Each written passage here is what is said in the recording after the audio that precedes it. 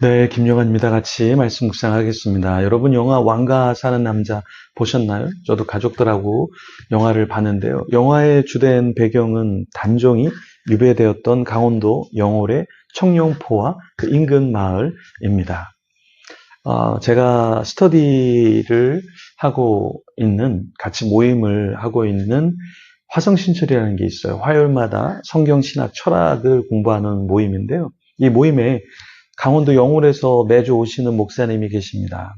영월에 사시니까 요즘에 사람들이 영화를 보고 이 영월로 엄청나게 몰려오신다고 해요. 식당에 가면 자리가 없을 정도라고 합니다.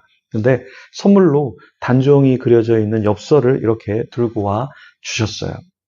이 영화의 배경이 강원도 영월 청룡포잖아요. 그리고 그 인근의 마을이잖아요.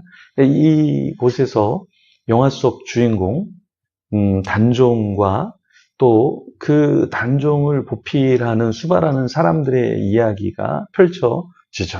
근데 여기서 가장 감동적인 부분은 마지막 부분이죠. 아직 영화를 안 보신 분도 있나요? 제가 스포를 하고 있나요? 왕이 마지막 죽게 되는데 그 죽는 그 마지막 시간까지 함께 해주는 사람들이 있죠.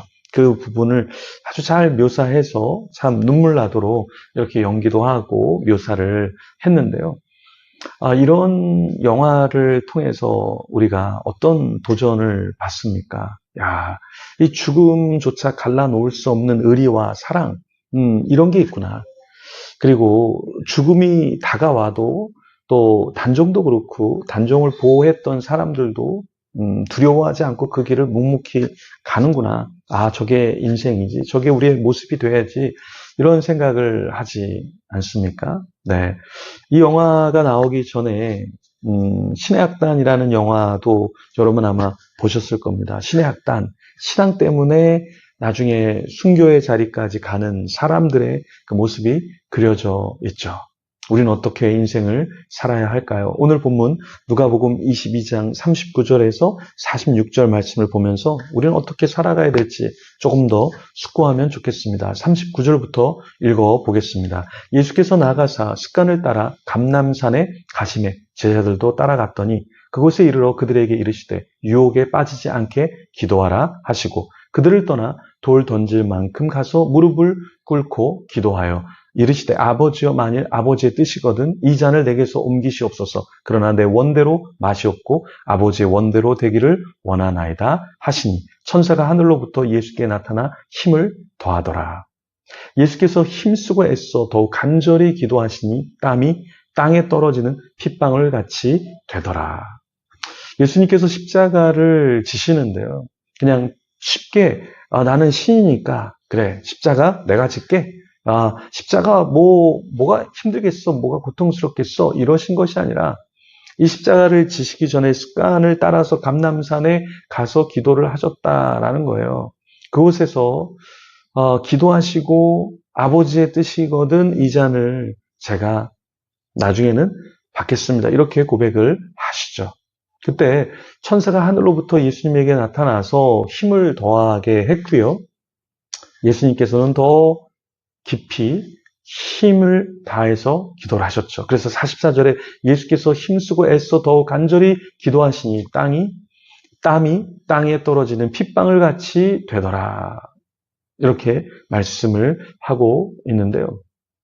예수님이 더 기도하시다 보니까 땀이 땅에 떨어지는데요. 핏방울 같이 되었다. 이렇게 말씀하고 있습니다.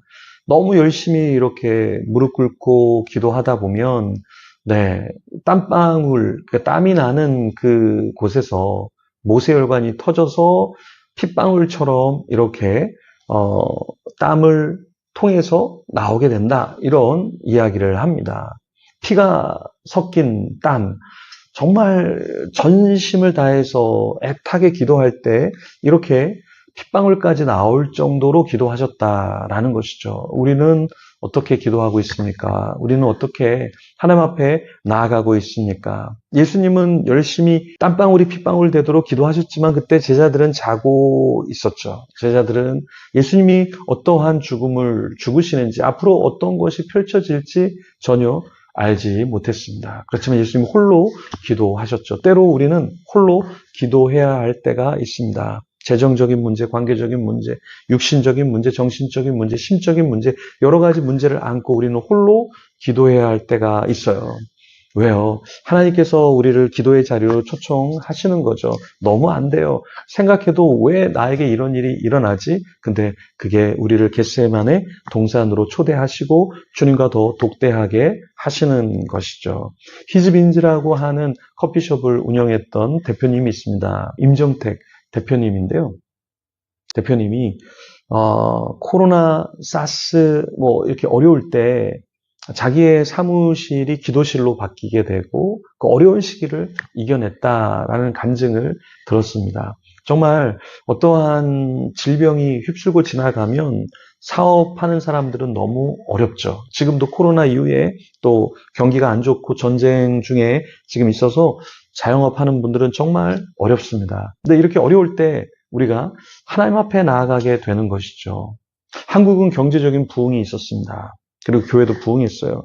근데 진짜 부흥인 줄 알았더니 표면적으로 그냥 헌금을 많이 하고 조금 봉사를 하는 정도지 주님과 깊이 있는 교제는 예전 같지 않았다라는 거예요. 오히려 경제적으로 어려웠을 때, 사회적으로 우리가 낙후됐을 때 오히려 주님을 더 뜨겁게 사랑하지 않았던가요? 지금은 우리가 경제적으로도 나았고 사회적으로도 문화적으로도 선두의 자리에 있지만 정말 믿음에 있어서 선두의 자리로 예루살렘, 동양의 예루살렘이라고 불리는 우리나라가 그러한 어떤 영적인 흐름을 갖고 있는가 돌아봐야 되지 않을까요?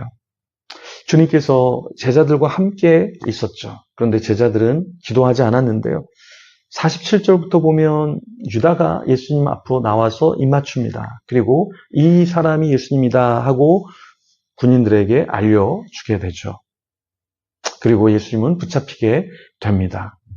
예수님은요, 베드로가 예수님을 지키려고 했지만 예수님은 그 베드로의 폭력성에 대해서 뭐라고 하시고 말고의 귀를 고쳐주시죠. 주님은 귀를 만져주시고 낫게 해주십니다. 51절에 보면 예수께서 일러 이르시되 이것까지 참으라 하시고 그 귀를 만져 낫게 하시더라. 예수님을 잡으려고 했어요. 그런데 예수님께서는 놔둬라. 그리고 오히려 그 다친 사람을 고쳐주셨습니다. 기독교가 탄압을 받을 수 있어요. 우리가 세상에서 무시를 당할 수 있어요. 그러니까 너네가 나를 무시했으니까, 우리를 무시했으니까 우리도 너네를 죽일 거야. 이거는 기독교의 정신이 아니죠. 너희들이 우리를 괴롭히니까 정부를 전복시킬 거야. 우리를 탄압하는 사람을 다 죽여버릴 거야. 가만두지 않을 거야. 정치인들 가만두지 않을 거야. 이게 주님이 원하시는 모습일까요? 때로는 주님께서 이것까지 참으라 우리에게 말씀하실 겁니다. 우리 인생에서도 때로는 참지 못할 때가 있어요. 참을 수 없을 때가 있어요. 그때 이 말씀을 저도 그렇고 여러분 우리 같이 기억하면 좋겠습니다. 이것까지 참으라. 그런 저와 여러분이 되기를 소망합니다. 기도하겠습니다. 주님 감사합니다. 때로 참을 수 없습니다. 기도도 못하지만 참는 건 더 잘 못합니다. 누가 뭐라고 하면, 누가 나에게 서운하게 하면 가만히 있지 못합니다. 참지 못합니다. 소리를 지릅니다. 폭력성을 드러냅니다. 그렇지만 주님, 오늘 말씀처럼 이것까지 참으라 말씀하신 주님, 내가 경제적인 문제, 관계적인 문제, 영적인 문제, 여러 가지 문제가 나에게 있을지라도 육체적인 고통까지 참고 주님 앞으로 나아가 주님을 닮아갔다라는 고백을 주님을 배울 때 할 수 있는 저와 우리 모두가 되게 하여 주시옵소서. 감사합니다. 예수님 이름으로 기도합니다. 아멘. 계속해서 기도하며 주님 앞에 나가겠습니다.